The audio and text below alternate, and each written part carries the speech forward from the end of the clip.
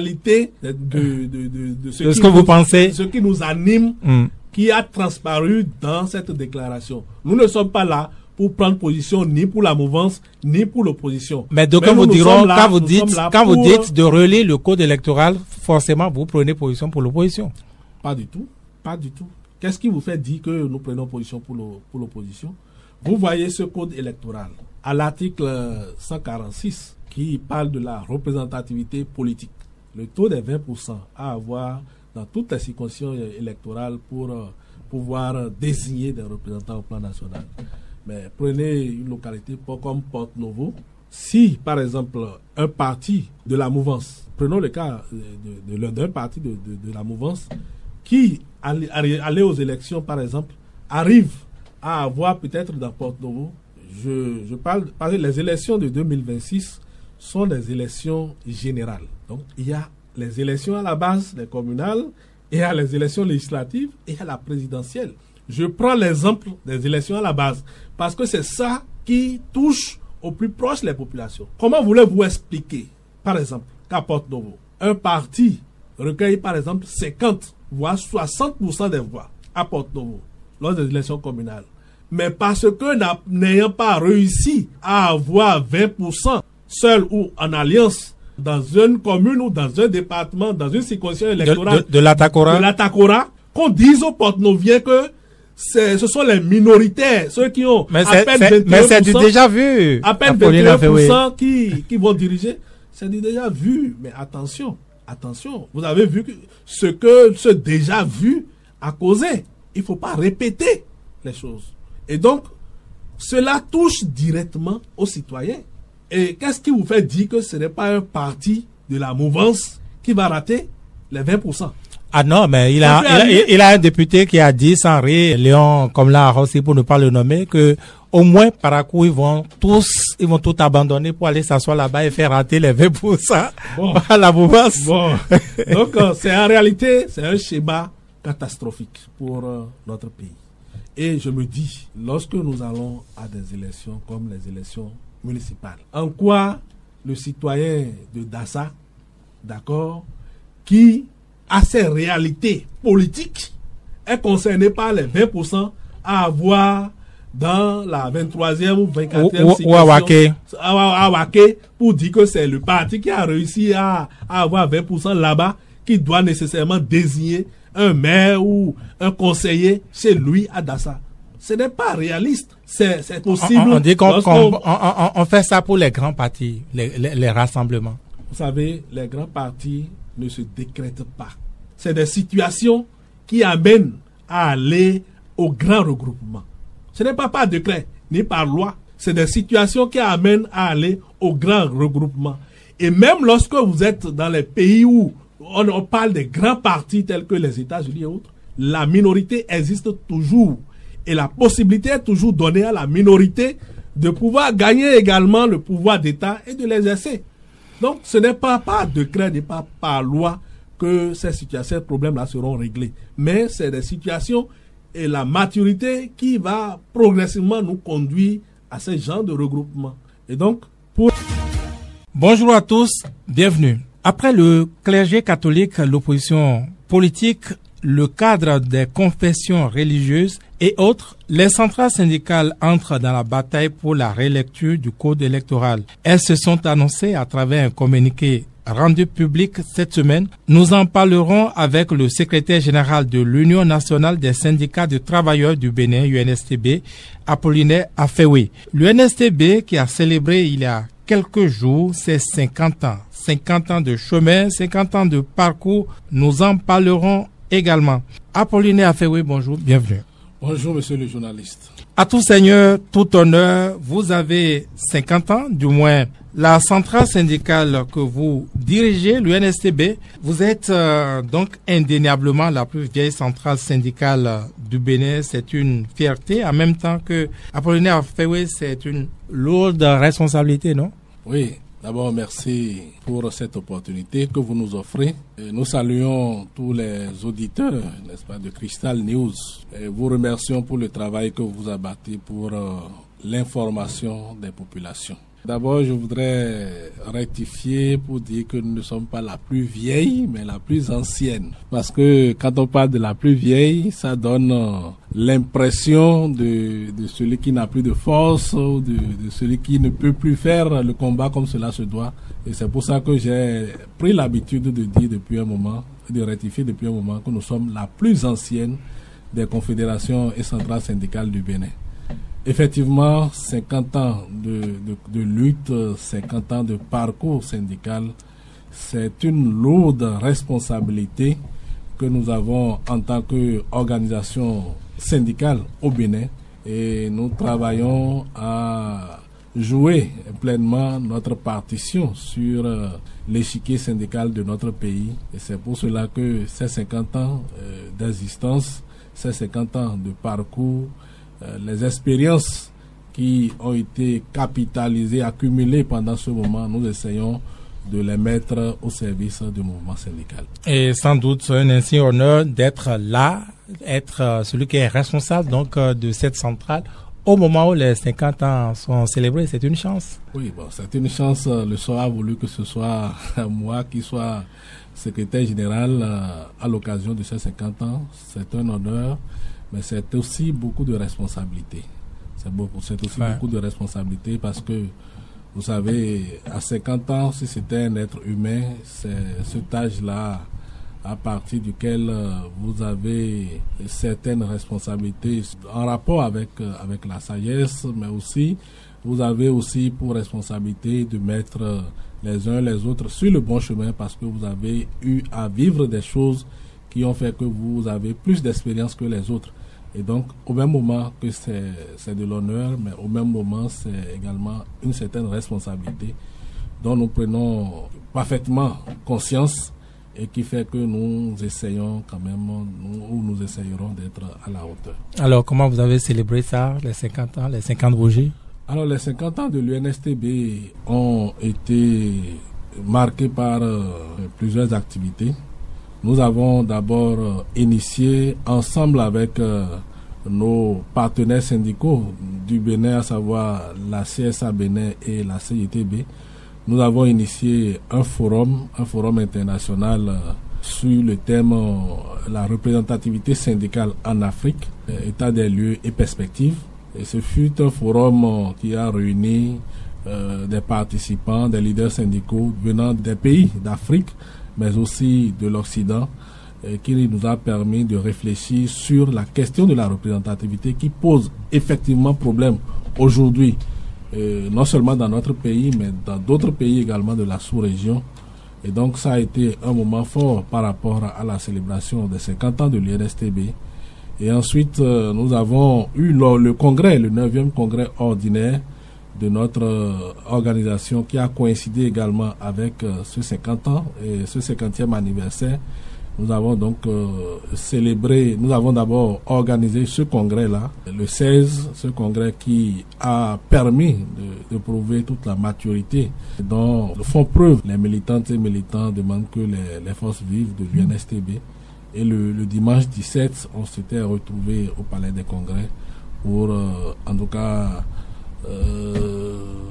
faire organiser ce que nous avons appelé la phase protocolaire du 50e anniversaire et du 9e congrès ordinaire qui a permis de réunir autour de l'UNSTB les partenaires techniques et financiers, les organisations syndicales sœurs d'Afrique et d'Europe et également les fêtières des organisations syndicales au plan africain et international.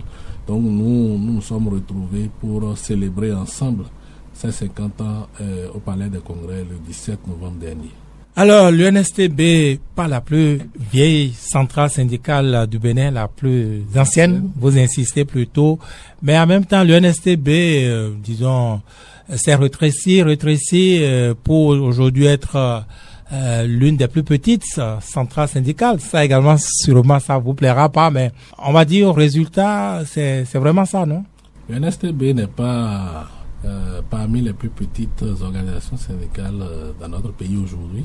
D'abord, lorsqu'on examine le parcours de l'UNSTB, il faut féliciter les différents leaders qui ont conduit cette organisation qui continue d'exister aujourd'hui, notamment le tournant de 1990. La conférence nationale. Voilà, vous savez, l'UNSTB était né dans un contexte de monopole, je dirais, syndical, où c'était la confédération unique. Mais avec la conférence nationale des forces vives de 1990, nous avons décidé d'aller au multipartisme, à la liberté syndicale sans limite. Il y a eu beaucoup de désaffiliations. L'UNSTB aurait pu disparaître en ce moment-là parce que on a pensé que c'était l'UNSTB qui était, n'est-ce pas, la cause du malheur des travailleurs. Donc il y a eu beaucoup de désaffiliations. Mais comme un roseau, l'UNSTB en 1990 a réussi à se retrouver, à se redresser et donc à continuer à exister. Et aux dernières élections professionnelles nationales de 2021, l'UNSTB c'est quand même environ 10% des suffrages exprimés. Et donc 10% des suffrages exprimés en France, l'UNSTB aurait été une confédération représentative parce que là-bas c'est 8%. Au Niger, à côté, c'est 5% pour être une organisation représentative. Et donc, 10% des suffrages exprimés, ou en tout cas de représentation des travailleurs, c'est important pour une organisation syndicale. Certes, elle n'est pas la plus représentative. Nous travaillons pour y arriver, mais elle n'est pas non plus la plus petite aujourd'hui. Et comme je le disais tout à l'heure, lorsque vous prenez en compte le parcours, tout ce que l'UNSTB a subi, n'est-ce pas, comme désaffiliation, comme campagne, n'est-ce pas, pour de dénigrement, et qui aujourd'hui continue d'être, en tout cas, vilipendé par certains acteurs de mauvaise foi. Je pense qu'il faut féliciter l'UNSTB. Et aujourd'hui, l'histoire donne raison à l'UNSTB. Parce qu'en 1990, malheureusement, l'option qui a été faite n'était pas la meilleure. C'était quelle option? Oui, l'option qui était faite, c'était d'aller à un libéralisme sans limite. Et aujourd'hui, ça joue contre le mouvement syndical. En 90, le bébé a été jeté avec l'eau.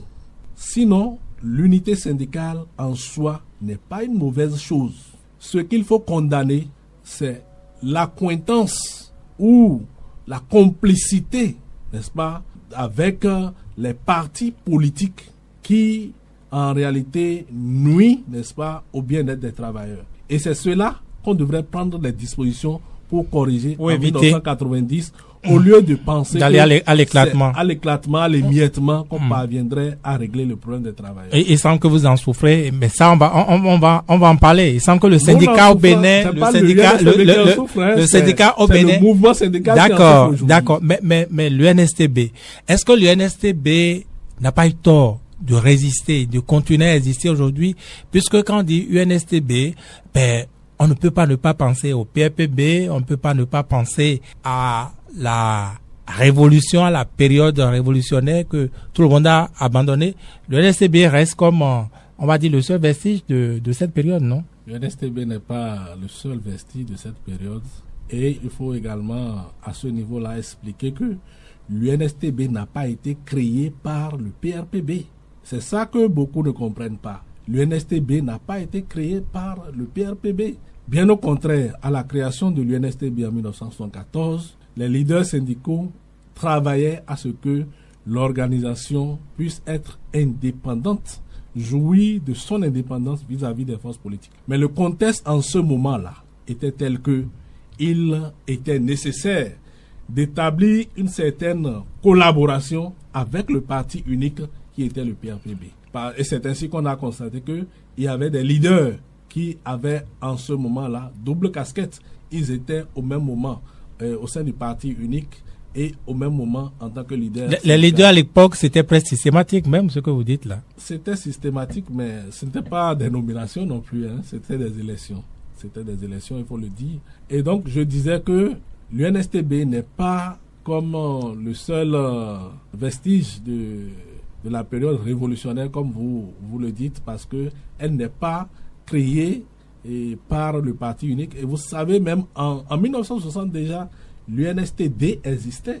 Ah bon? Ah oui. Dahomey à la place du Bénin. Ah oui. L'UNSTD existait et l'UNSTD faisait partie des organisations qui ont combattu, qui ont fait la lutte des indépendances. c'est à la suite et pendant la période de tumulte où les coups d'État se succédaient que chaque politique qui venait, chaque chef d'État qui venait à la suite d'un coup d'État tentait d'avoir une organisation syndicale pour soutenir ses actions. C'est en ce moment qu'il y a eu émiettement des voix. Et l'émiettement des voix dans cette période, c'est-à-dire dans la période 1960-1972, a amené les leaders syndicaux à réfléchir. Parce que l'émiettement en ce moment-là déjà n'était pas productif pour le mouvement syndical. Et donc, c'est ainsi qu'ils se sont retrouvés en 1974 pour mettre en place un mouvement unique qui était toujours l'UNSTD, c'est-à-dire la forme qui existait pendant la période des indépendances. Mais avec le contexte politique, comme je le disais, ce mouvement unique qui a été mis en place de façon totalement indépendante a connu, d'accord, des circonstances qui l'ont rapproché du pouvoir. Vous savez que à la création, l'UNSTD avait pour premier secrétaire général le camarade Timothée Adalin, et que Timothée Adalin n'avait fait qu'un an. Il y a eu de 74 à 75. De 74 à 75. Donc il y a eu à l'interne, n'est-ce pas, des situations qui ont amené à ce qu'on pourrait qualifier de push à l'interne, où le camarade Romain Villon-Guézo a été élu secrétaire général de l'UNSTD et a continué avec le parti de la Révolution populaire du Bénin. Et donc l'UNSTD, comme je tente de le dire, n'est pas créé par le parti unique pour qu'aujourd'hui... Disons qu'elle n'a pas été créée par le parti unique, mais elle a été bel et bien récupérée par le parti unique. Elle a travaillé avec le parti unique en son temps. Elle a travaillé ça, on ne peut pas le nier, puisque le camarade Romain Villon-Guézo, qui a succédé au camarade Timothée Adalin, a été à l'Assemblée nationale révolutionnaire, tout ce que nous savons tous. Et donc, on ne peut pas nier ça. Mais également, il ne faut pas également penser que tout a été négatif pendant cette période. La plupart des tests qui, aujourd'hui, organisent le monde du travail ont été pris pendant cette période. Le statut général des agents permanents de l'État de 1986, c'est avec l'UNSTB. La loi qui porte sur le code des pensions et autres, les conventions collectives et autres, tout ça là, c'était pendant la période révolutionnaire. Aujourd'hui, c'est vrai, il y a certaines de ces lois qui sont en train d'être révisées, mais ça constitue, n'est-ce pas, des acquis de cette période et qui ont été obtenus sous la houlette de l'UNSTB. Donc, il ne faut pas avoir de l'UNSTB cette image négative qui pense qu'on essaye de lui coller et qui, pendant longtemps, a joué contre elle.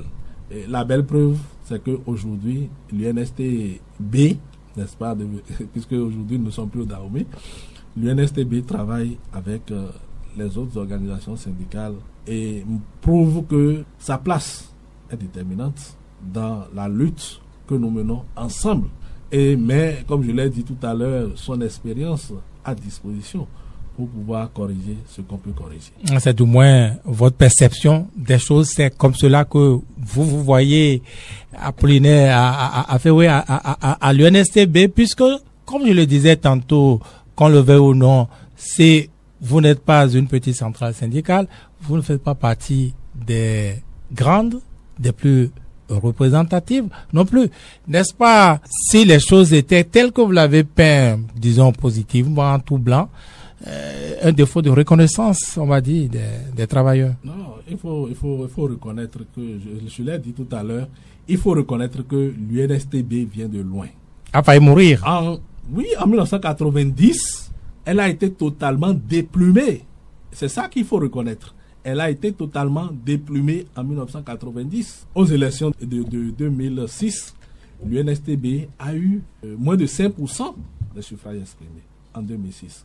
Et donc, si vous considérez le résultat que je viens de vous donner, vous avez fait du chemin. Il y a du chemin. Il y a du travail qui a été fait. Voilà, donc il y a un travail sérieux qui se fait pour quand même redonner à notre organisation ses lettres de noblesse. Mais pas seulement à notre organisation ses lettres de noblesse, mais aussi et surtout au mouvement syndical ses lettres de noblesse, parce qu'aujourd'hui, tout ne doit pas se limiter à ce que l'on tente d'utiliser pour nous diviser, c'est-à-dire la question de la représentativité. Et c'est pour cela que notre activité pré-congrès a porté sur ce thème-là. En réalité, la représentativité est utilisée pour diviser le mouvement syndical. Et les organisations, en tout cas les 3, qui au regard des tests de 2021 sont déclarées aujourd'hui représentatives, doivent le reconnaître si elles veulent être honnêtes. Cette représentativité n'est pas productive. Mais il faut bien une barrière quand même, non? Mais il y a plusieurs systèmes de représentativité à travers le monde.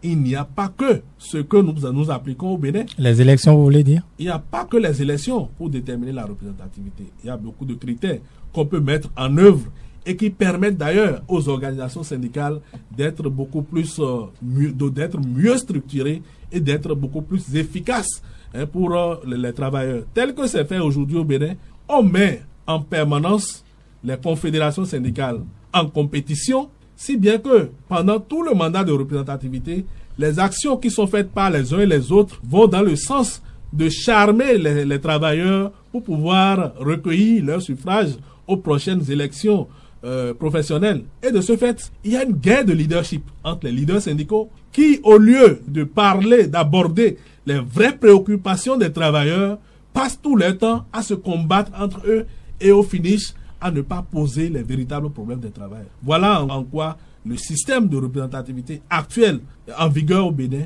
n'est pas productif. Vous divisez beaucoup plus que cela ne fait le bonheur des travailleurs. Absolument. Mais Apollinaire Aferoui, en attendant, vous êtes le responsable de l'UNSTB aujourd'hui et le système reste tel. Vous ne l'avez pas encore changé. Que faites-vous pour passer, disons, au premier rang de la représentativité? L'UNSTB travaille, comme je vous l'ai dit. Je vous ai dit que de la 2e édition des élections professionnelles à la 3e édition des élections professionnelles, notre score aux élections professionnelles a été doublé. Et nous continuons de travailler sérieusement sur le terrain à travers la prise en compte des préoccupations des travailleurs, à travers le rapprochement que nous faisons des travailleurs à la base. Et aujourd'hui, je pense que de plus en plus, nous travaillons à renforcer les bases de l'UNSTB. Et ce renforcement, pour nous permettra, n'est-ce pas, de sortir l'UNSTB du rang qu'elle occupe aujourd'hui et de l'AIC au rang des organisations syndicales les plus représentatives. Vous comptez combien de syndicats de base aujourd'hui? Aujourd'hui, l'UNSTB est à une soixantaine de syndicats de base.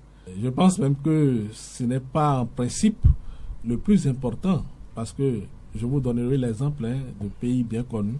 Vous allez au Rwanda, l'organisation syndicale rwandaise dispose seulement de 16 syndicats affiliés.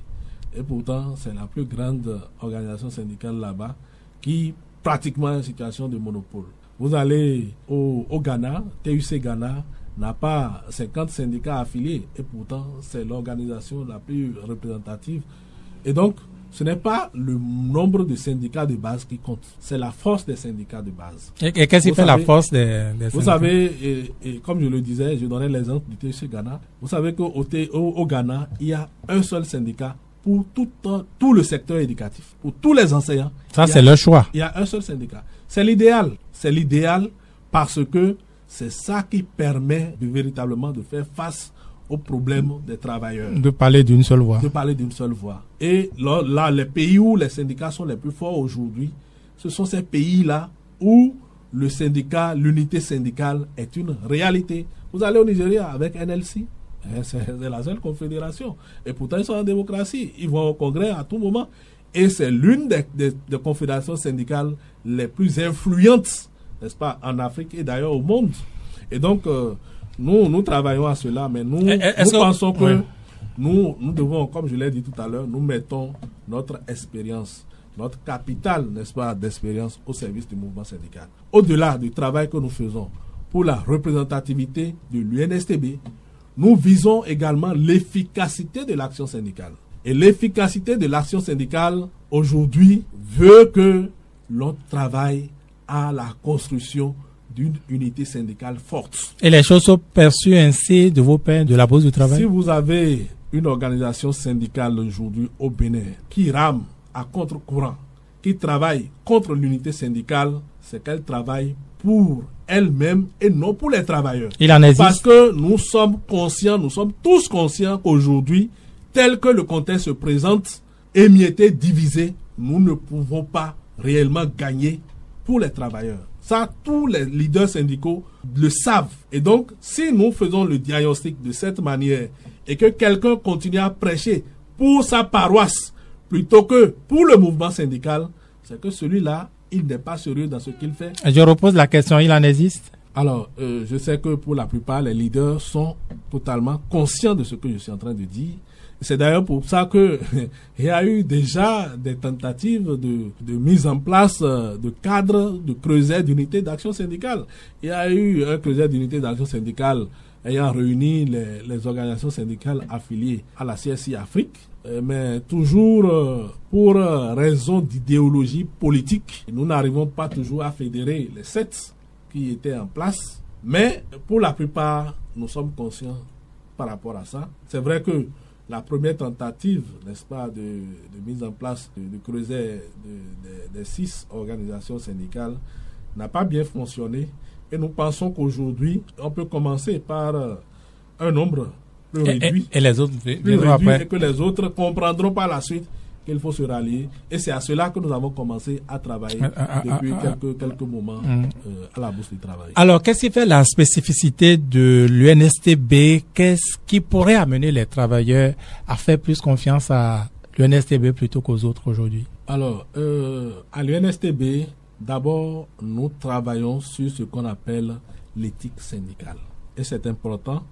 Aujourd'hui, les travailleurs ont perdu, n'est-ce pas, la confiance aux leaders syndicaux. Bon, en tout cas, certains travailleurs ont perdu la confiance aux leaders syndicaux parce que il y a non seulement cette guerre de leadership dont j'ai parlé, mais aussi tellement de rumeurs, n'est-ce pas, d'argent, de corruption, ou encore des suspicions d'appartenance ou de soutien à telle ou telle autre chapelle politique, si bien que aujourd'hui les travailleurs ne se retrouvent pas, ou bien à un moment donné, dans un passé récent, les travailleurs avaient quand même des récriminations, n'est-ce pas, contre des leaders syndicaux.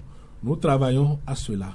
Nous travaillons à prendre en compte les préoccupations des travailleurs. Et ça, c'est très important parce que, comme on le dit, dans les pays où le taux de syndicalisation est élevé, où les organisations syndicales arrivent à rallier les travailleurs, c'est toujours autour de leurs intérêts. L'organisation syndicale a pour mission la défense, n'est-ce pas, des intérêts des travailleurs. Et donc, lorsque vous prenez en compte les préoccupations des travailleurs, que vous travaillez véritablement pour, et que vous cultivez une certaine éthique en votre sein, et qu'ils lisent à travers vous une certaine capacité de transformation, de changement des choses, et vous font nécessairement confiance. Et c'est à cela que nous travaillons au niveau de l'UNSTB, également à renforcer, n'est-ce pas, la présence de l'UNSTB sur le terrain, parce que là également, c'est l'une de nos faiblesses. C'est que beaucoup plus, c'est vrai, nous organisons beaucoup de formations,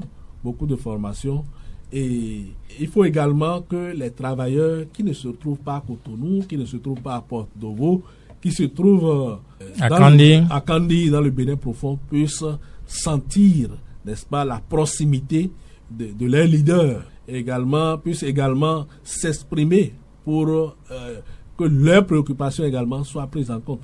Et donc, nous travaillons à tout cela, et c'est ça qui nous permet d'élargir notre base, d'étendre notre base, et qui nous permettra de nous relever par rapport au niveau où nous sommes aujourd'hui. En tout cas, c'est ce que nous vous souhaitons, du succès, l'UNSTB revenu complètement à la vie.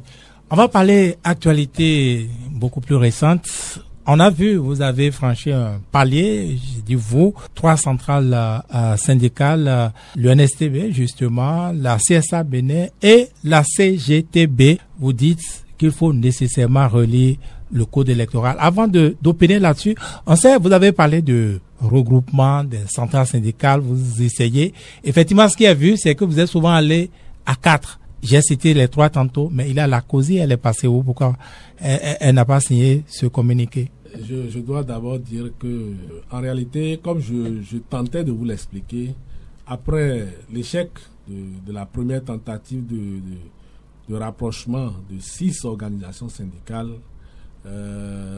c'est beaucoup plus 3 qui arrivent aujourd'hui à travailler ensemble. On a souvent vu 4 depuis... Je vais vous expliquer. Notamment l'UNSTB, comme vous l'avez dit, la CSA Bénin et la CGTB.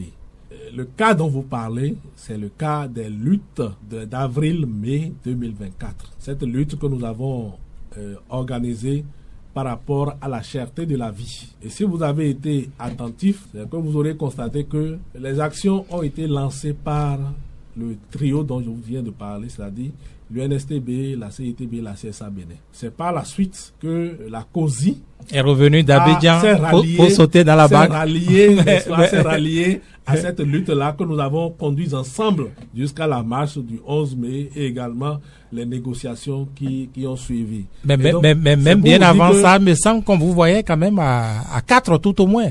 En tout cas, dans le creuset, n'est-ce pas, d'unité d'action qui est mise en place par les 3 dont je viens de parler, la COSI n'est pas encore membre. Non pas que nous excluons la COSI, non pas que nous excluons, nous travaillons plutôt à ce que tout le monde se mette ensemble. Mais pour le moment, elle n'est pas membre de ce creuset-là. Il nous arrive de mener des actions ponctuelles ensemble, mais le creuset formel autour duquel nous travaillons, elle n'est pas membre de ce creuset. C'est pour cela que la déclaration dont vous parlez, elle n'est pas signataire parce que c'est une déclaration qui a été, en tout cas, faite par les 3 organisations. Mais vous vous êtes rapproché des autres, non? Pour cette déclaration. Oui, vous avez voulu qu'elle soit signataire. Je vous ai expliqué que actuellement nous travaillons à 3 sur un certain nombre de sujets. Non, j'ai posé une question claire. Est-ce que éventuellement vous êtes quand même rapproché des autres? Non, pour cette action, nous n'avons pas jugé utile de nous rapprocher de tout le monde pour dire de venir signer.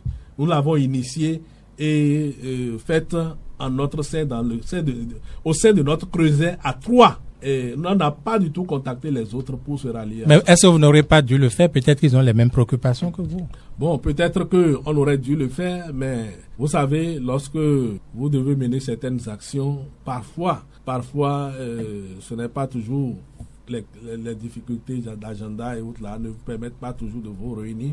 Et cela retarde les choses anormalement. Et donc, c'est ce qui a expliqué que... Et comme je vous l'ai dit, beaucoup plus la tradition de travail. C'est comme si, au niveau de l'UNSTB, je pense que je veux faire une action aujourd'hui. Quand je juge utile de pouvoir faire l'action au niveau de l'UNSTB, je ne contacte pas les autres organisations. Et donc, c'est lorsque, on se dit, cette action nécessite que tout le monde se mette ensemble, que nous le faisons. Ce dont nous avons vous parlé, a été initié par notre creuset d'action. Le creuset ordinaire. Le creuset ordinaire, et c'est ça qui a fait qu'on n'a pas demandé à ce que les autres se rallient. Encore que c'est une action qui n'est pas une action qui nécessite... Qui n'est pas figée, ok. Voilà, c'est juste notre opinion, n'est-ce pas, que nous avons voulu faire. On va en reparler, mais parlant de cette sortie, dans tous les cas, il y a cette centrale syndicale qui a le bénéfice du cœur des Béninois, mais que vous n'avez souvent pas associé à ces genres d'activités. Je veux parler de la CSTB, qui pourtant n'est pas moins représentative au Bénin. Il ne s'agit pas d'associer les gens à telle action ou telle autre action.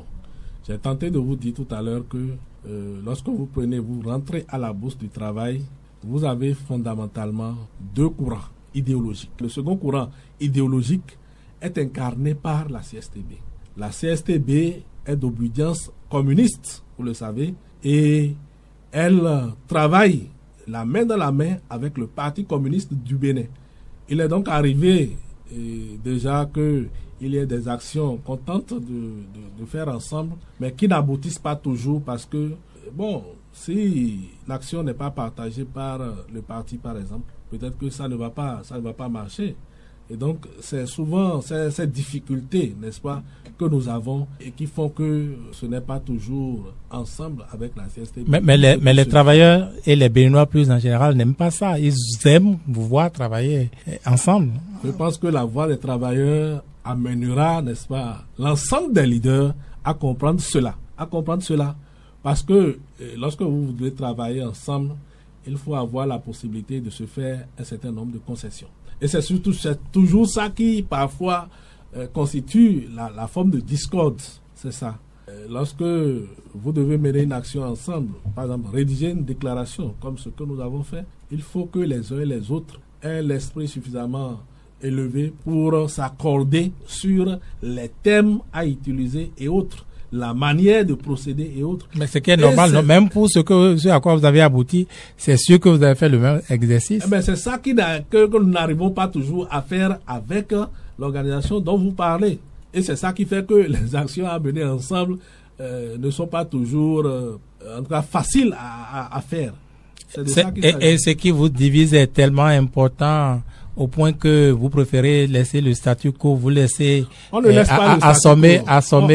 On discute toujours, nous discutons toujours en notre sein au niveau de la bourse du travail. Il y a beaucoup de choses que nous faisons ensemble au niveau de la bourse du travail, mais pour le moment, nous n'avons pas encore réussi à avoir un cadre aussi fluide que celui des trois qui nous permet quand même d'évoluer sur certaines questions syndicales. Et lorsque vous n'avez pas un cadre aussi fluide, c'est difficile. Vous rappelez pour les grèves de 2018, par exemple, que la grève, à un moment donné, a été lancée par l'ensemble des centrales et confédérations syndicales. Mais il y avait deux motions. Il y avait une motion que la CSTB signait seule, pendant qu'il y a la seconde motion qui était signée par les autres. Vous comprenez que c'est en réalité cette difficulté-là qu'on a. Et donc, pour le moment, nous, on a réussi à avoir un cadre, en tout cas, qui est plus ou moins fluide, qui nous permet de discuter et d'avancer plus rapidement sur certaines questions et donc d'évoluer. Mais nous travaillons, nous n'excluons personne, nous travaillons pour que le cadre s'élargisse parce que, comme je vous l'ai dit, ce qui est profitable pour les travailleurs, ce qui est productif pour les travailleurs, c'est de réussir à mettre en place une unité syndicale qui aborde les préoccupations des travailleurs et qui abandonne toute lutte de leadership et autres. Alors, vous avez surpris plus d'un à travers votre déclaration sur le code électoral. Qu'est-ce qui vous aura inspiré? Surprise dans quel sens? Vous n'étiez pas mêlé à ce débat. On croyait que cela ne vous intéressait pas. On croyait que c'était pas votre affaire. Non, mais vous savez que la préoccupation première d'une organisation syndicale, ce n'est pas le code électoral. Le code électoral, c'est d'abord la chose des politiciens ou des hommes politiques. Si nous avons jugé utile d'intervenir dans ce débat, de faire connaître notre position dans ce débat, c'est parce que, à un moment donné, nous avons compris que les politiques étaient en train de se tirailler et que des inquiétudes étaient en train de se lever de partout et que les travailleurs que nous défendons en ce moment-là risquent également si les inquiétudes qui étaient soulevées arrivaient à se réaliser. Et donc notre intervention va beaucoup plus dans le cadre d'une prévention de toute situation qui pourrait, n'est-ce pas, créer des préjudices ou des dommages aux travailleurs. C'est comme ça qu'il faut lire notre sortie par rapport à ce dossier-là. Nous n'avons pas pour vocation de conquérir et de gérer le pouvoir d'État. Ce n'est pas ça, nous, notre problème. Notre problème, c'est de défendre les intérêts des travailleurs. Et nous sommes sur ce terrain-là. C'est pour cela que, a priori, les débats politiques, n'est-ce pas, ne sont pas les débats qui nous concernent au premier rang. Mais lorsque les débats politiques doivent entraîner des situations préjudiciables, n'est-ce pas, aux travailleurs, aux intérêts des travailleurs que nous défendons, à partir de ce moment-là, nous devons également prendre en compte ces préoccupations-là. Et voilà pourquoi, lorsque, au début des débats sur le code électoral, on ne pouvait pas s'attendre à ce que les organisations syndicales se jettent et commencent par donner une position, mais c'est lorsque le débat est tel qu'il n'y a pas entente entre les différents protagonistes et que nous avons senti que à l'allure où vont les choses, il peut, n'est-ce pas, arriver une situation qui soit préjudiciable à nous, nos mandants, c'est à partir de ce moment-là que nous avons jugé utile de sortir. Dans tous les cas, vous êtes désormais à l'eau, vous êtes engagé, vous n'allez certainement pas commencer pour abandonner. Jusqu'où entendez-vous aller? Non, nous avons lancé un appel. Nous avons lancé un appel à travers notre position que nous avons exprimée. Et notre appel, en réalité, c'est un appel, n'est-ce pas, à un dialogue inclusif qui puisse permettre, n'est-ce pas, de pouvoir rapprocher les différentes positions, parce que le Bénin, c'est quand même notre pays à nous tous. Et toute situation qui pourrait entraîner des catastrophes, qui pourrait entraîner une situation de violence et autres, nous interpelle tous.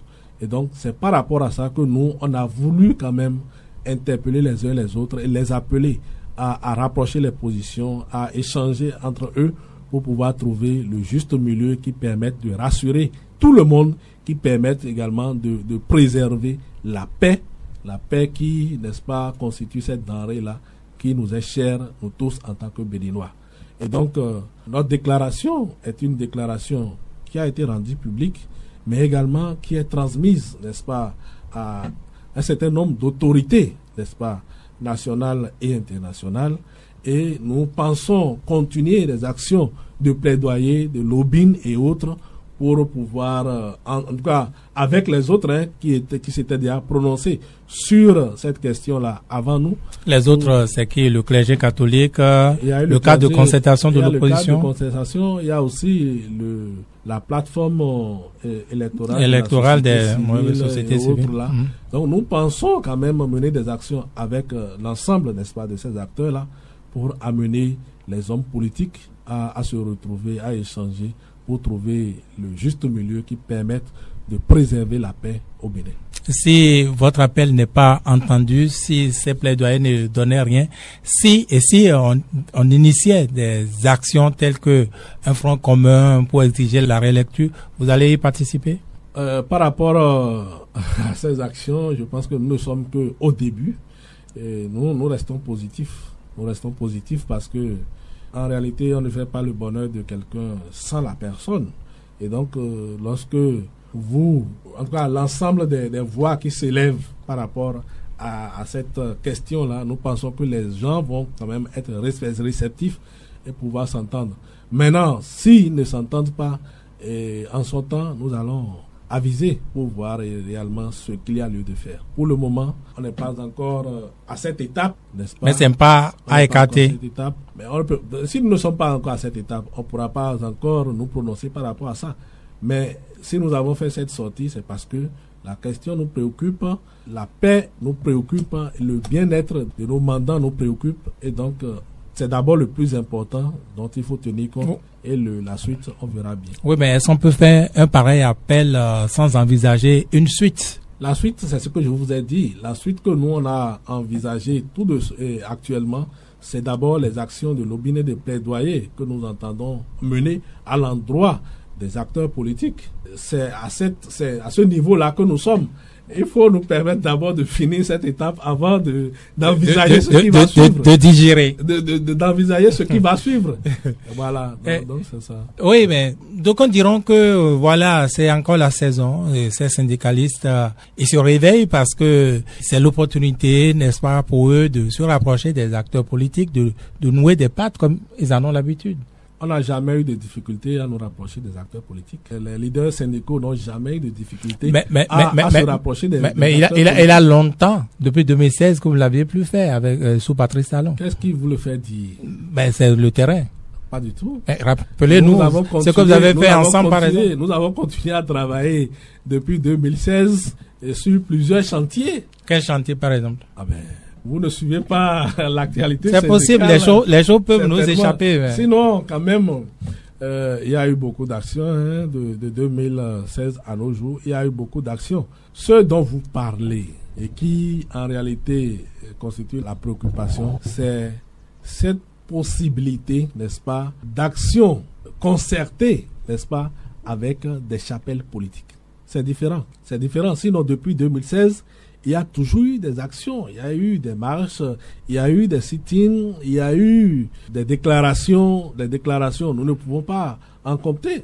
Je vous ai donné l'avant-dernière qui a porté sur, ça c'est encore frais dans les mémoires, sur la cherté de la vie. Et oui, où toujours nos organisations, les 3 élargies par la suite à 4 à la COSI, ont fait une sortie. Tout n'a pas commencé que par la marche.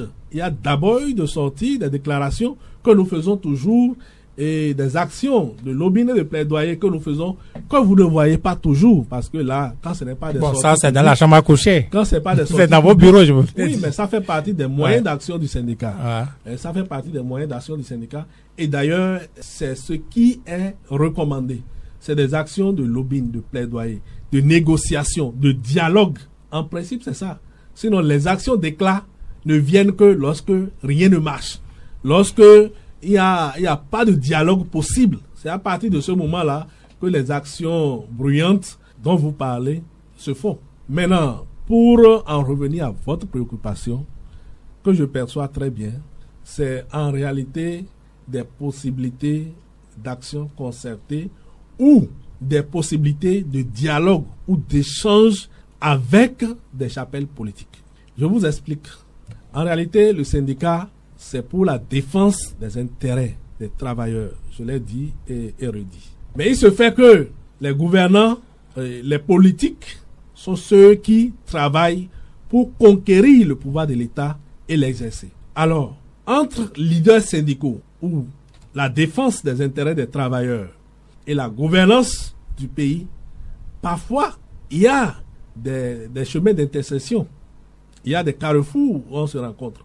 C'est le politique qui élabore son projet de société qui peut prendre en compte les intérêts des travailleurs ou ne pas prendre en compte les intérêts des travailleurs. Et donc, lorsque on arrive à des moments où il y a des possibilités, n'est-ce pas, d'alternance à la tête d'un pays, il va de soi qu'il y ait de dialogue entre ceux qui prétendent diriger, gouverner le pays et les organisations syndicales qui défendent les intérêts des travailleurs, pour voir si, dans les projets de société, les intérêts des travailleurs sont pris en compte, ou si des actions de lobbying et de plaidoyer peuvent conduire à la prise en compte des intérêts des travailleurs dans les projets de société. Et donc, il peut y avoir, à des moments donnés, des dialogues dans ce sens-là avec les hommes politiques. Et je ne sais pas si c'est ça que vous appelez des opportunités. Oui, mais est-ce que c'est parce que vous avez déjà été approché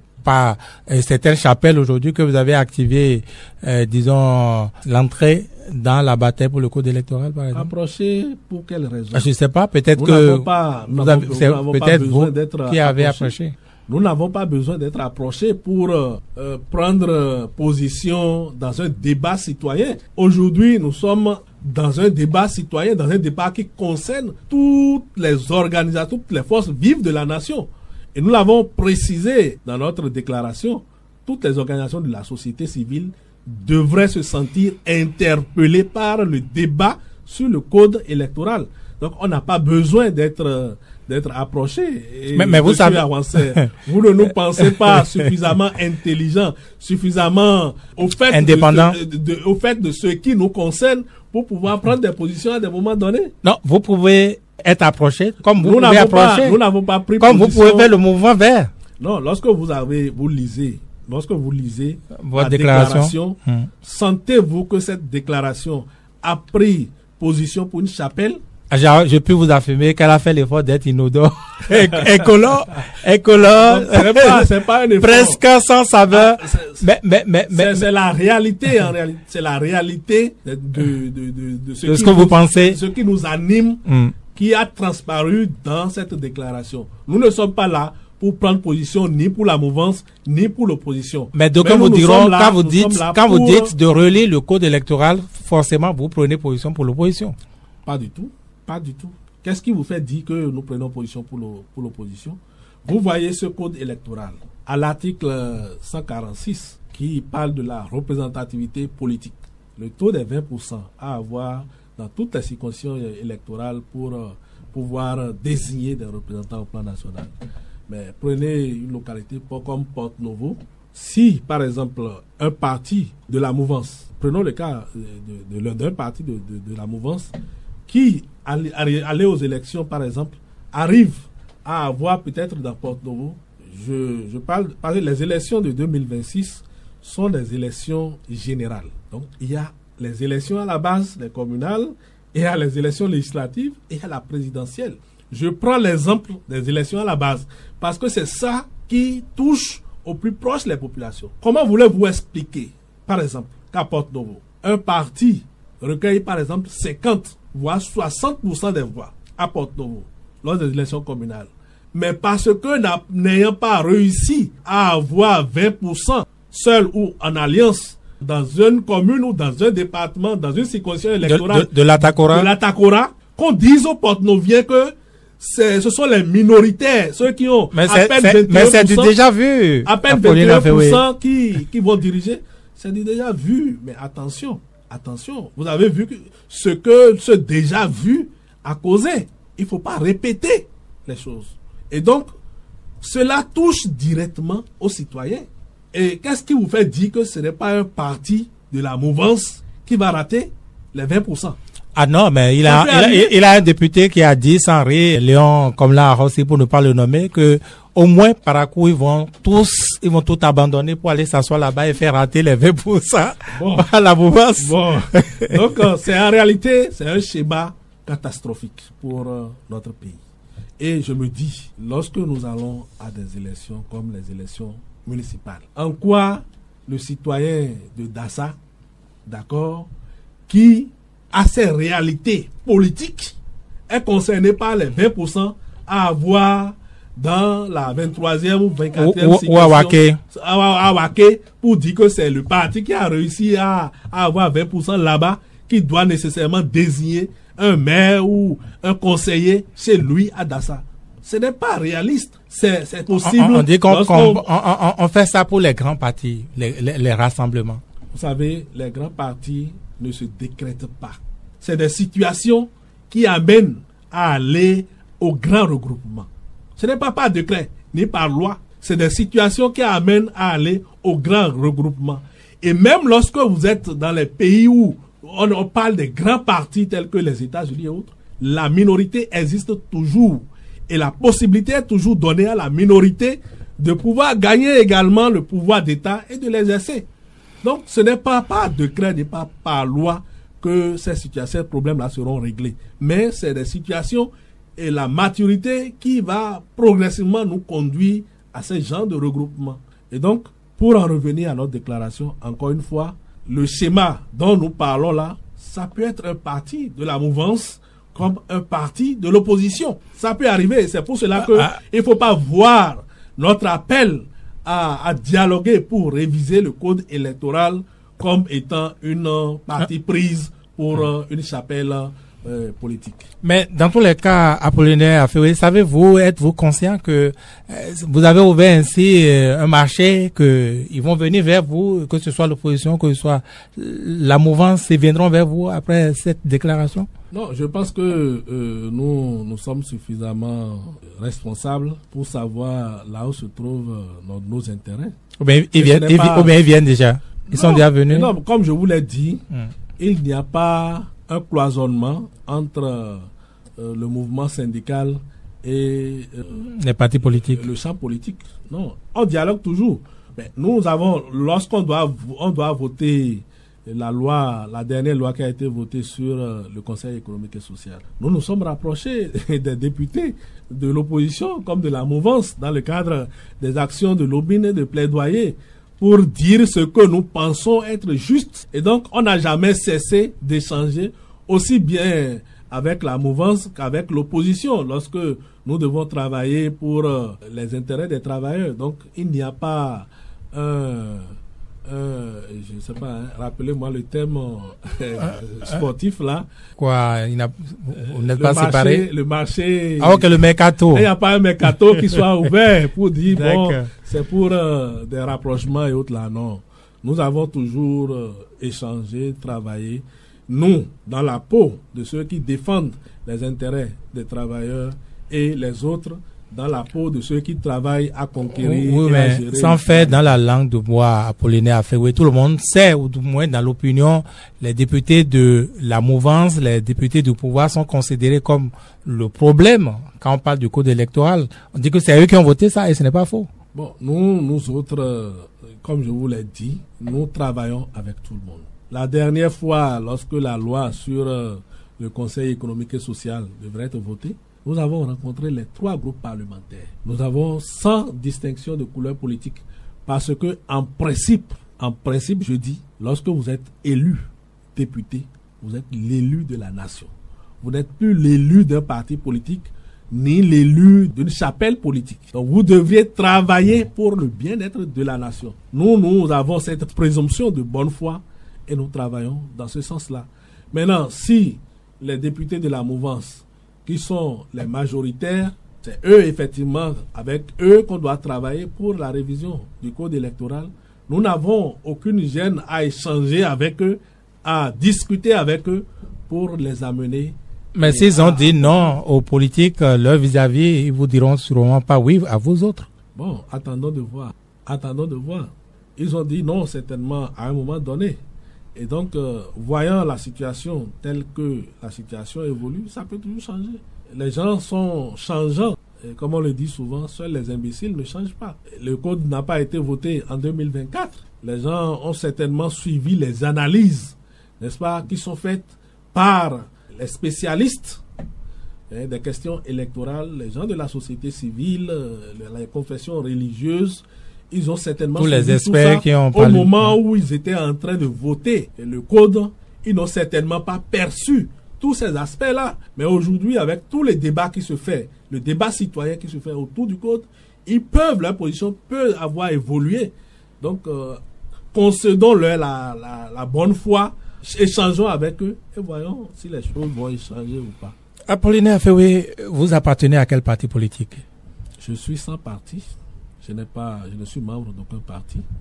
Et je mets au défi quiconque pourra prouver que Afewe Apollinaire est membre de tel ou tel autre parti. Est-ce que c'est interdit à un leader syndical d'appartenir à un parti politique? Il n'est pas interdit à un leader syndical d'appartenir à un parti politique, mais l'éthique syndicale recommande que lorsque vous occupez une certaine responsabilité au sein du mouvement syndical, que vous n'affichiez pas votre couleur politique. Je suis le secrétaire général de l'UNSTB. Je dirige des militants qui appartiennent à des obédiences politiques différentes. Il y en a qui sont de la mouvance, il y en a qui sont de l'opposition. Si moi, en tant que leader, j'affiche ma couleur politique ou je tente de dire que c'est ça ce qu'il faut faire, qu'en sera-t-il de ma troupe? Et donc, c'est pour cela que l'éthique syndicale veut que lorsque vous êtes leader syndical en activité, que vous n'affichiez pas votre couleur politique. C'est pour cela que là où je suis, je ne suis détenteur de la carte de membre d'aucun parti politique. Cela ne veut pas dire que je n'ai pas une opinion politique, mais mon opinion politique, je la garde pour moi-même. Et je l'exprime lorsque je dois l'exprimer à travers les votes et autres. Mais je ne peux pas imposer mon opinion politique à mon organisation. Et c'est pour cela que ce n'est pas bien sur le plan syndical que le leader affiche, n'est-ce pas, sa couleur politique. Mais dès que vous déposez la toge de secrétaire général de l'UNSTB, le lendemain, quelques semaines après, vous pouvez atterrir dans le parti politique de votre choix. Eh bien, ça c'est un choix. Comme je peux atterrir dans une organisation de la société civile. Est-ce que c'est éthique de le faire? Vous savez, chacun a sa manière de voir les choses. Je n'ai parlé encore de personne. Non. Quand je dis chacun, vous avez dit que si je dépose mon tablier de secrétaire général demain, il peut arriver que j'aille... je dis que je peux atterrir également dans une organisation de la société civile. Mais en tant que syndicat, vous êtes déjà organisation de la société civile d'une manière ou d'une autre. Non, il y a une différence. Il y a une différence. Les gens ne perçoivent toujours pas et font la confusion, mais il y a une différence. Le syndicat n'est pas régi, par exemple, par la loi de 1901. Le syndicat est régi par les conventions internationales de l'OIT, la convention 87, la convention 98 et autres. C'est ça la différence fondamentale qu'il y a entre le syndicat et les autres organisations telles que les ONG et autres. Donc, quand je dis que je peux atterrir dans la société civile, c'est un peu pour dire que je peux quitter le champ. Mais vous savez bien que la société civile et la politique, ce n'est pas du tout la même chose. Vous avez parlé d'éthique. Moi, est-ce que c'est fait preuve d'éthique que du jour au lendemain d'atterrir, de quitter l'eau pour la mer ou l'inverse? Non, mais j'ai dit tout à l'heure que moi, je n'ai pas de préférence. En tout cas, je ne suis membre d'aucun parti et que donc vous n'allez pas faire le geste. Je n'affiche pas ma couleur politique, mais monsieur Avancé, regardez bien l'échiquier syndical. Il y a des organisations syndicales qui sont des organisations de masse de partis politiques. Non, vous avez déjà parlé de la CSTB. Vous avez déjà parlé de la CSTB. Vous avez déjà parlé de la CSTB. Pourquoi ça ne gêne pas que vous pensez que c'est lorsque moi, Feu Apollinaire, j'aurais quitté d'abord ma fonction de secrétaire général. Donc, je n'aurais plus de pouvoir sur une base syndicale que aller en politique serait un problème. Si c'est ça mon choix, je peux le faire. Et l'éthique? Je peux le faire. L'éthique dont je parle, vous savez que quand on parle d'éthique, on rentre déjà dans des considérations morales, bien sûr. Et donc, de ce fait, si à Feu Apollinaire, je ne me sens pas suffisamment, en tout cas, engagé pour aller en politique, je ne vais pas le faire. Mais il ne faut pas non plus jeter de la pierre à celui Vous ne répondez pas, hein. Il semble que vous souffrez depuis que j'ai abordé cette question. Non, absolument pas. Absolument pas. Non, mais l'éthique, est-ce que l'éthique ne voudrait pas que cela ne se fasse pas du jour au lendemain? Bon, lorsque vous avez été leader syndical et que vous déposez le tablier, je ne vois pas en quoi l'éthique... Vous n'êtes plus en ce moment-là sous l'éthique syndicale dont moi je parle. D'accord. Puisque vous n'avez plus de pouvoir sur les travailleurs. Vous ne pouvez même plus déclencher une action syndicale. Vous avez fini. D'accord. Vous ne pouvez même plus déclencher une action syndicale. Donc, à partir de ce moment-là, vous êtes totalement délié par rapport à la chose syndicale. Mais est-ce que ça ne donne pas l'impression qu'en réalité, vous étiez déjà avec cette chapelle politique-là et que vos décisions, vos prises de position hier en tant que syndicaliste, leader syndical, étaient dictées par votre position politique cachée? C'est une interprétation. Non, vous pensez que ça n'a pas son sens? C'est une interprétation. Pensez-vous que c'est pas logique? Non, c'est une interprétation qui a son sens. Mais qui peut ne pas être partagée. Mais est-ce que ça ne blesse pas l'éthique? Vous ne voyez pas que c'est un bout de l'éthique? Oui, quelque part, les gens peuvent avoir des récriminations contre ça. Je ne refuse pas. Vous n'avez pas de récrimination contre ça? Je vous ai dit que sur cette question, je vous ai dit que dès lors que l'intéressé... D'ailleurs, les gens sont dedans et ils ont une couleur politique. Je parle de vous, votre position. Non, si c'est moi, à Feu Apollinaire, je ne le ferai pas. C'est gênant. Si c'est à Feu Apollinaire, je ne le ferai pas. Vous ne le ferez pas parce que c'est gênant. Je devrais le faire, je ne le ferai pas de la même manière. Il y a ça aussi. Je ne le ferai pas de la même manière. Je ne sais pas si vous me comprenez. Alors, puisque nous avons parlé comme si nous avons dévoilé le tissu, on parlait de votre camarade ou ex-camarade Noël Chadaré. Comment vous avez réagi à son entrée dans le parti politique Union progressiste, le Renouveau? Non, je pense que le camarade Noël Chadaré était libre d'adhérer à n'importe quelle organisation au moment où il l'a fait. Parce qu'il n'était plus secrétaire général de la COSI Bénin. Il était libre de tout mouvement au niveau de la COSI Bénin. Donc, il n'était pas lié, n'est-ce pas, pour ne pas exprimer son opposition. Et son appartenance ou son adhésion à une organisation. Mais je pense que les camarades de l'UP Le Renouveau n'ont pas rendu service aux camarades Chadaré. Ils n'ont pas rendu service aux camarades Chadaré parce que, en réalité, lorsque vous prenez l'entrée en politique, l'adhésion à votre parti comme une prise de guerre, en ce moment-là, vous ne rendez pas service à celui qui vient. Et c'est justement ce qui a été fait.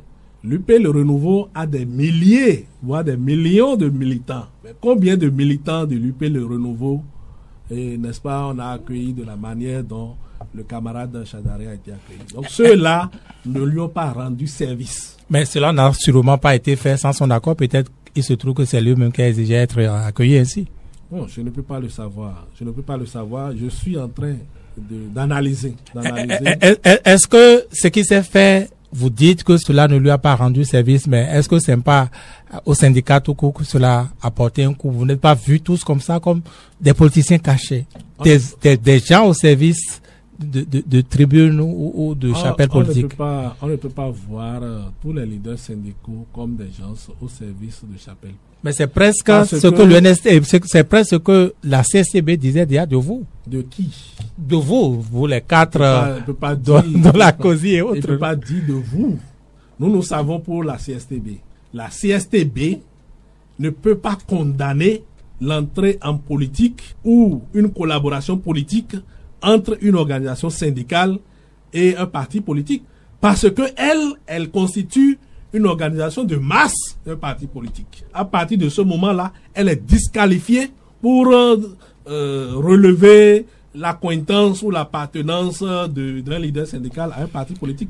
Mais tout à l'heure, comme moi je vous ai parlé, j'ai parlé d'éthique syndicale. Mais en réalité, les secrétaires généraux sont des citoyens comme tout le monde. Ils ont leur opinion politique que l'éthique recommande de ne pas afficher lorsqu'ils sont dans le mandat syndical, parce que au sein de leurs militants, on a de tous les bords politiques. Donc, pour moi, ceux qui pensent que parce que le camarade Noël Chadaré, après avoir quitté la COSI Bénin, est entré en politique, tous les secrétaires généraux sont des politiciens, ceux-là se trompent. Il n'est pas le premier secrétaire général à avoir déposé le tablier. Le camarade Pascal Todinou est là, le camarade Emmanuel Zounon est là. Il y a d'autres qu'on a vus et qui sont encore là. Timothée Adanlin, je vous ai parlé de lui. Et Nicodème Asogba, ce sont des anciens secrétaires généraux.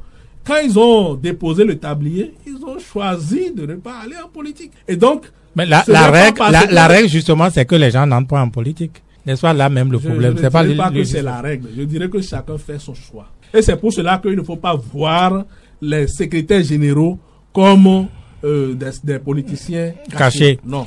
Je dois également vous dire qu'en réalité, très rapidement, le syndicat, c'est l'école de la vie. Et je dirais également que le syndicat, c'est l'école de la politique. Dans d'autres pays, il existe des partis travaillistes. Dans d'autres pays, il y a des leaders syndicaux qui deviennent d'éminents gouvernants. L'exemple du Brésil est là, avec Lula.